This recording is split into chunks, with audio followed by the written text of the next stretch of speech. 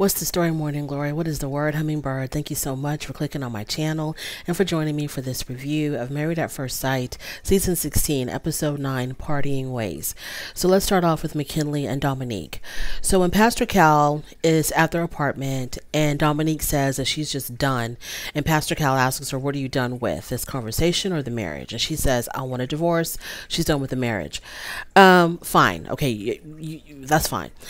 My whole issue with McKinley and Dominique is I don't even know how to properly discuss them because I don't really know exactly what happened. Because Dominique's whole thing is that Mac is one way on camera and he's completely different off camera. And we can only go by what she said. So I'm going to need Mac to give his version of what goes on behind the scenes. And I understand that both of them are going to have completely different versions, but somewhere in the middle, we're going to be able to figure something out. Not necessarily the truth, but something damn close to it. But I'm going to need Mac to also give his version of what happens when the cameras are off. Because I don't understand, what does Mac benefit from playing Dr. Jekyll and Mr. Hyde? Why does he want to be in front of the cameras? He wants to be all, I want to be in this marriage. I want it to work out. I'm not ready to give up. But then according to Dominique off camera, he's like, I don't want to be with you. I don't like you. We're not compatible. The experts got it wrong. Like, what would be the point of doing that? What is he gaining from that? If he's trying to keep up a certain image, like he doesn't want to look like the bad guy. He doesn't want to look like the guy that, gave up too soon. No one cares. No one's going to care. He's not the worst groom that has ever been on Married at First Sight. Far from it. Nobody would care. I don't understand, like, what he would gain from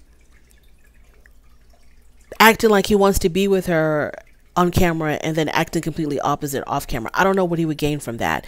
It's okay if he's not feeling her. It's okay if you don't want to be married to her for whatever reason. That's fine. So I don't understand what he would gain from that, why she would say that.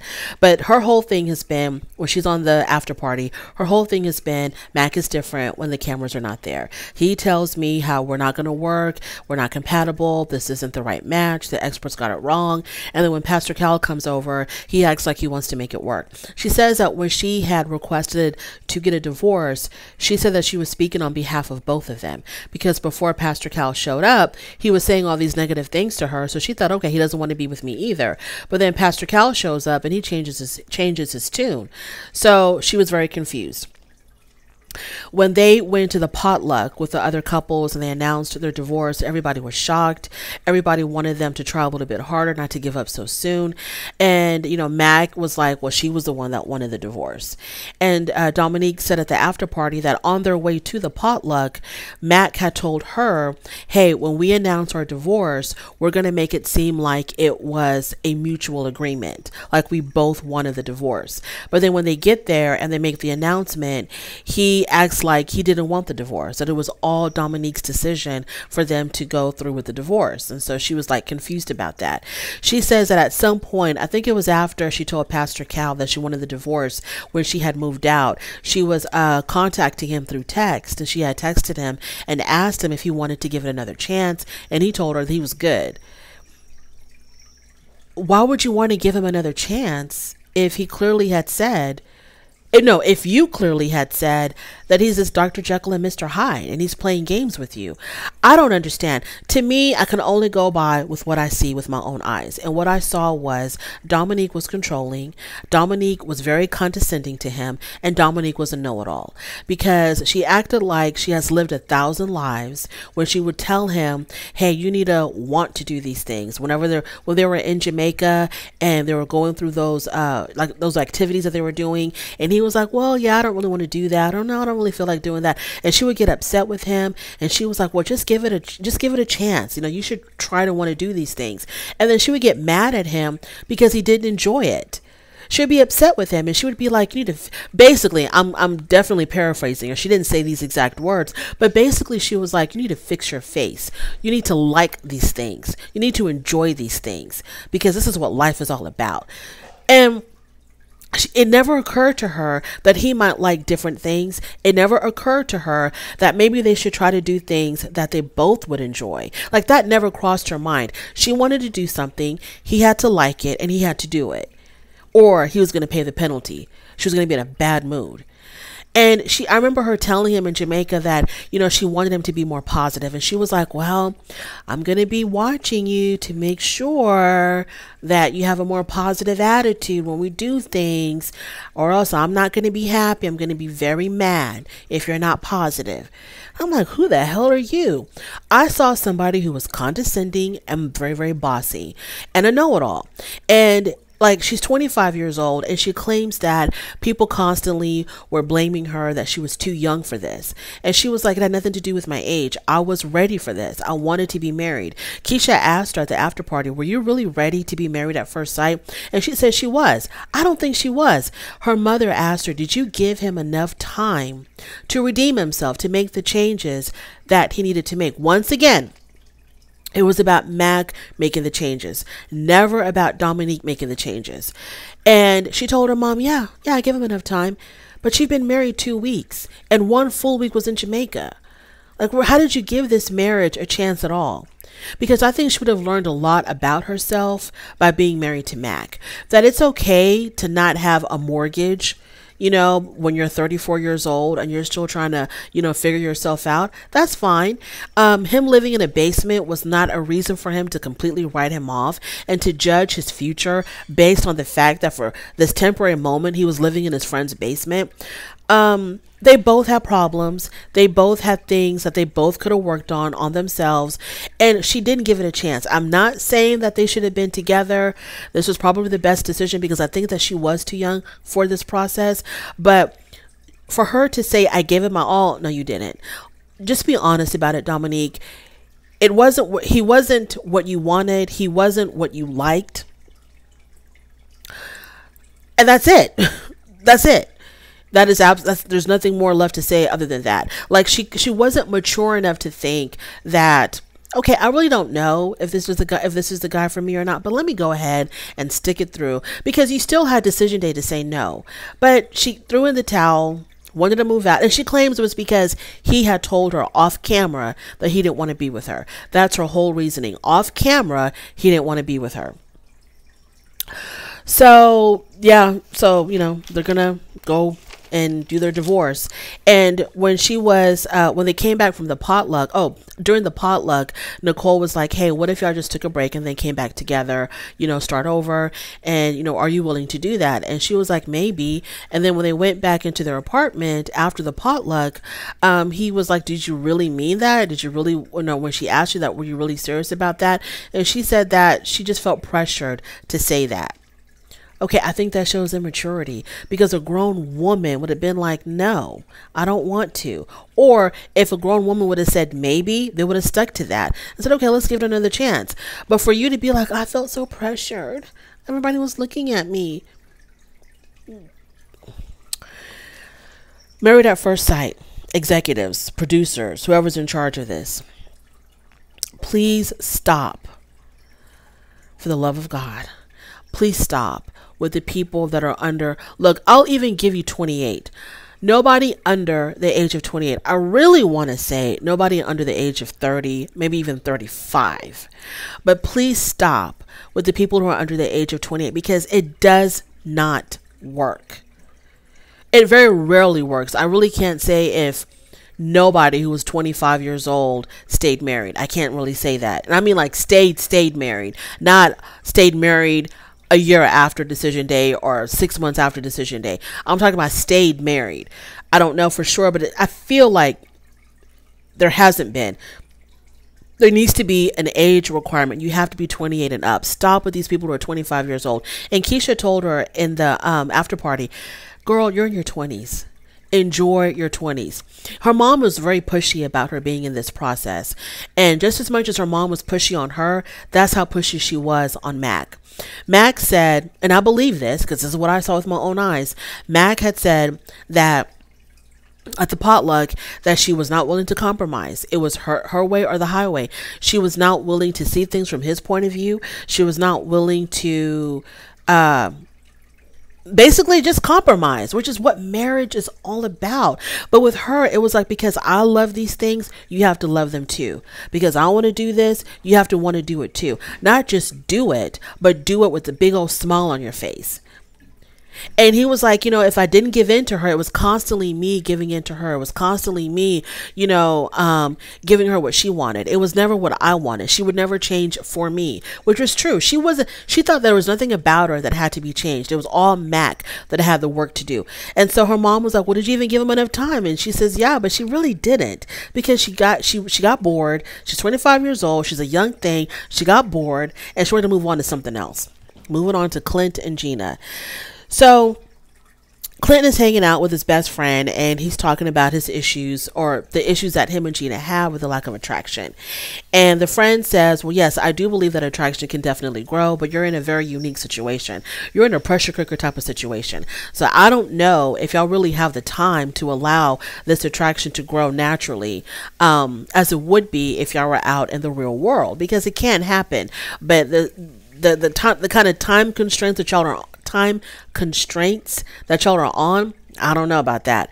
So Gina does change her mind and they do move in together, but they're going to live in separate bedrooms. Okay, fine.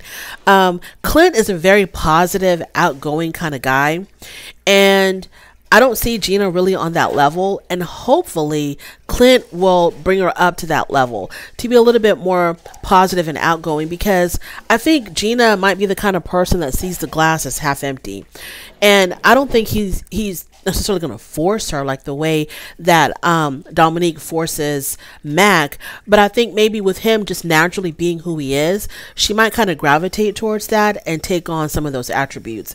But Clint is a very positive, outgoing kind of guy. Like, he wants everybody to have fun. He's like the life of the party. He's funny, he's talkative. So I think that I don't see why he would be a bad match for Gina, but I don't know. I could be wrong. But Clint and Gina, so far, they're fine. Eris and Jasmine. So Eris meets up with his cousin Felina. Felina makes for good TV. She truly does make for good TV. So they talk about his lack of attraction to Jasmine. And Eris says she's a very attractive person, but I'm just not attracted to her. And he talks about all the wonderful things about Jasmine, how, she's the kind of person that can really hold you down, support you, be there for you, be your number one cheerleader. She gets along with his family, etc., except for Felina. All these wonderful things. She'd make a great mother, a great wife. She's a go-getter. She's this, she's that, enthusiastic. All these positive things he says about her, but for whatever reason, he cannot find an attraction for her. I think it's because of the fact that he's never had relations with a woman in this very serious, committed type of situation. And I think that's why he cannot really rise to the occasion. I think he feels a lot of pressure. That's what I feel like. Or maybe physically he's just not into her. I don't know. So, because he says he likes a woman with certain type of physical attributes, and she doesn't possess those physical attributes. So his cousin asked him, well, when she found out, or when you told her that you weren't attracted to her, what did she say? And Eris was like, well, of course, she was like, yeah, I wish that you were attracted to me, because, what wife doesn't want her husband to be attracted to her, to tear her clothes off? But, it is what it is. And so Felina said, oh, so she's giving one of her textbook answers. And in Felina's confessional, she talks about how fake Jasmine is, and that she gave a very fake answer, and that Jasmine just needs to admit that she was really hurt by Eris saying that he wasn't attracted to her. Well, I think it's kind of obvious that she was hurt. She doesn't have to say it, because any rational human being would be able to sympathize with her and be like, wow, that's kind of painful, and know that she was hurting. I think it's pretty obvious that Jasmine felt really hurt by that. And so then Felina asked him, he asks her, do you want to come to our housewarming party? And she said no. She's not going to support this, because she thinks that Eris himself is not even really invested in this marriage, so why should she support it? So she's not going to come to the housewarming party. Okay, fine. So then she asked Eris, do you really want to be married? And Eris was like, yeah, I do. And then she goes, well, be a husband and go have sex with your wife. And so they showed that clip at the after party, and Jasmine said that she did not like that, because it's like, well, the solution, he should just hop into bed with her, and then he's just going to be, amazed by how wonderful it is to be the best that he ever had. And she's like, she doesn't want that. She doesn't want him to do it just to do it, just to prove a point. She wants him to do it because he really wants to do it with her, not because he needs just to try it out and see if he likes it. No, she doesn't want to be an experiment for him. She wants him to do it because he's genuinely attracted to her and wants to express his attraction, his affection for her. So she was like, I didn't like that. But to me, when I heard Felina say that, I didn't think that that's what she meant. Even though she said, just go have sex with your wife.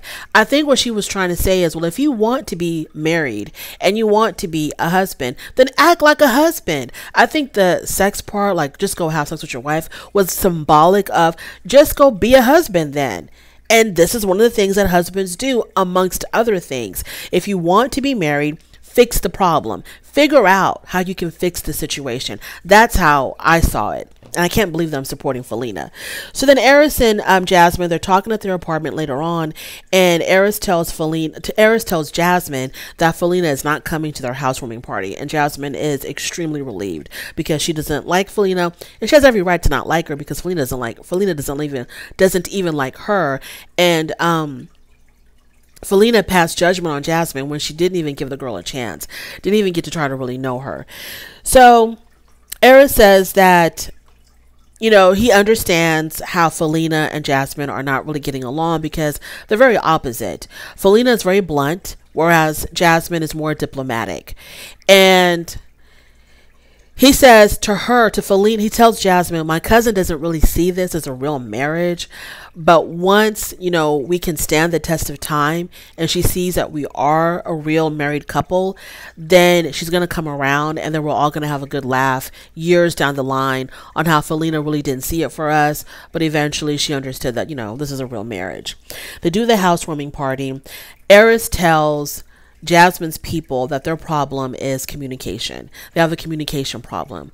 And he tells her people, for example, he says when it came to the guest list, he wanted to invite Felina and Jasmine didn't want to, but initially she agreed. Later on, she calls him or texts him and says, hey, I really don't want your cousin coming to the party. So Eris was like, why couldn't she just tell me that up front? Eris also tells her people that they need to do something to make this work, because if we keep on doing what we've been doing, we're going to fall into a rut. Moving on to Nicole and Chris. So Nicole is having lunch with her friend. Nicole is feeling like Chris is too good to be true. Like she's waiting for the other shoe to drop. Baby, it's going to drop. But other shoe's gonna drop. So Nicole is worried that she's gonna come off looking like the bad guy because he's such a nice guy. Chris is such a nice guy that she's gonna be the one compared to him. She's gonna be looking like the bad guy. Preparing for that. So they're preparing for the housewarming party, and she pulls out the theme is flamingos. So she buys these very tacky looking flamingo shirts and for them to wear. And so she asked him, "Do you want to wear this?" And he was like, "Well, if you want to." And she's like, no, seriously, do you like them? And he was like, no, not really. But if you want to wear them, I'll wear them. And so she's like, just tell me what you really, really want. It's okay.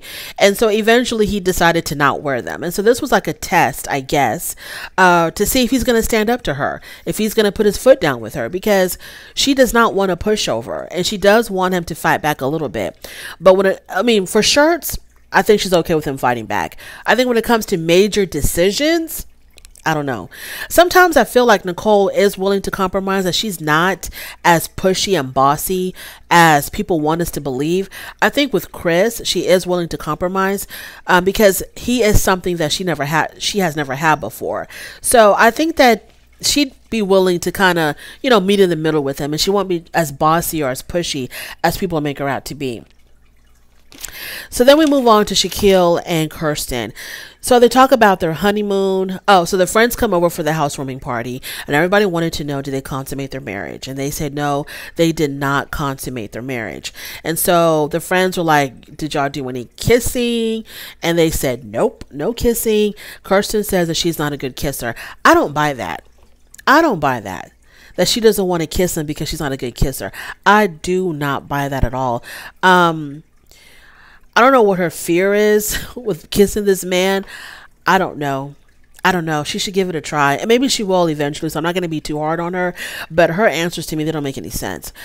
Kirsten's cousin tells Shaquille how he's going to have to figure out what Kirsten wants. Why does he have to figure it out? Why can't she just tell him? The cousin's husband tells him that he needs to let the chemistry build through intention. What the hell does that even mean? I think Shaquille is very intention. What's the word? I think he is doing things with intention. I think he's letting her know, I'm attracted to you. I want to get physically close to you.